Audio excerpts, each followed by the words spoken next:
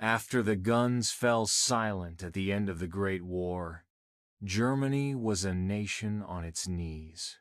Crippled by a crushing peace treaty, sky-high inflation, and an economic collapse like no other, the country seemed broken, a shadow of the once proud empire it had been. But then, from 1933 to 1941, something unbelievable happened. Germany didn't just recover, it rose to dominate nearly all of Europe in just a few short years. German soldiers could almost see the rooftops of Moscow. Victory seemed inevitable. So, how did this happen? Was it just superior military tactics, brilliant planning, or was luck also on their side? Let's dive deep into the fascinating story of Germany's military rise and the surprising factors behind it.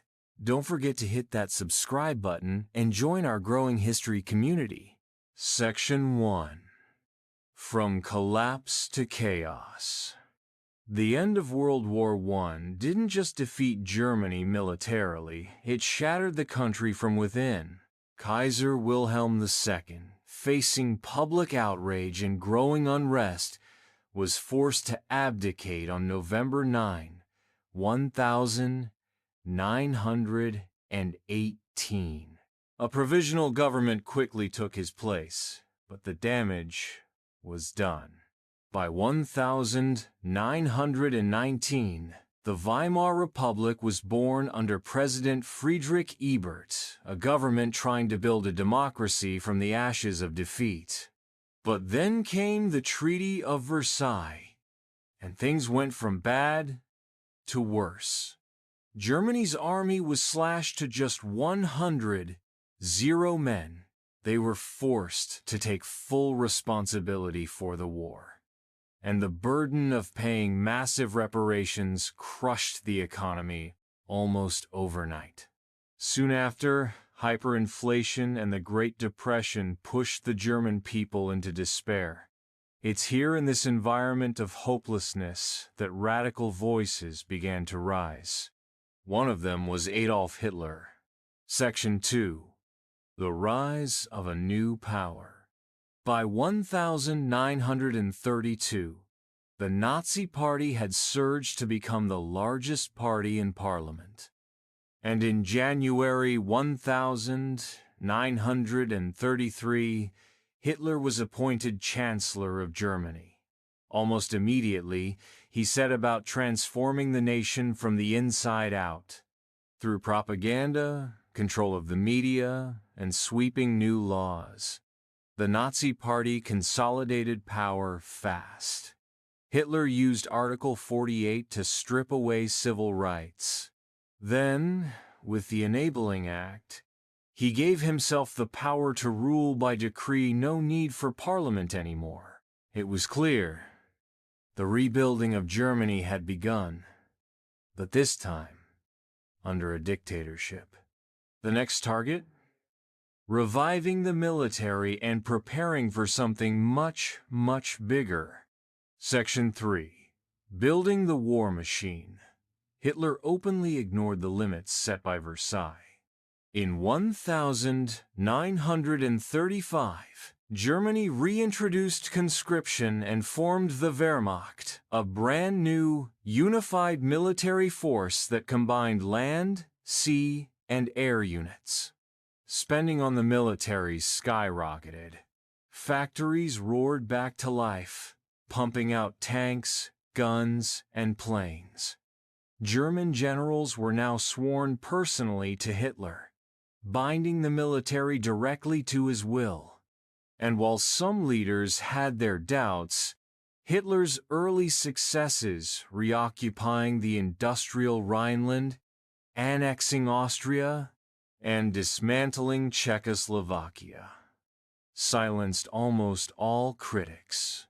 The world, trying desperately to avoid another war, practiced appeasement. Meanwhile, Germany grew stronger every day. By 1939, Germany wasn't just back on its feet, it was poised to strike. Section 4. The Blitzkrieg begins.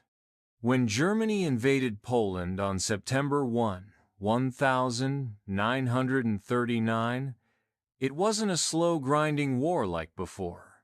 Instead, it was Blitzkrieg lightning war.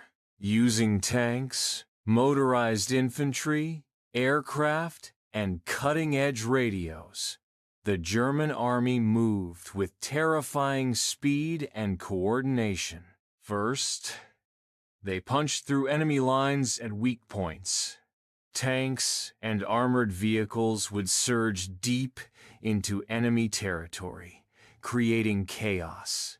Motorized infantry followed to secure the flanks and seal off resistance. The Luftwaffe bombed enemy reinforcements from the skies. The goal? Shock the enemy, encircle their forces, and force them to surrender before they could react. And it worked brilliantly. After Poland, the Blitzkrieg rolled across Denmark, Norway, Belgium, the Netherlands, Luxembourg, France, Yugoslavia, and Greece. In battle after battle, Germany's enemies simply couldn't adapt fast enough. Section 5. The Attack on the Soviet Union. In June 1941, Hitler made his boldest move yet, Operation Barbarossa, the invasion of the Soviet Union. At first, the Blitzkrieg strategy devastated the Red Army. German troops smashed through Soviet defenses, covering over 200 miles in just a week. Thousands of Soviet planes and soldiers were lost in the opening days. Stalin had ignored warning signs about an attack, and now it was costing him dearly.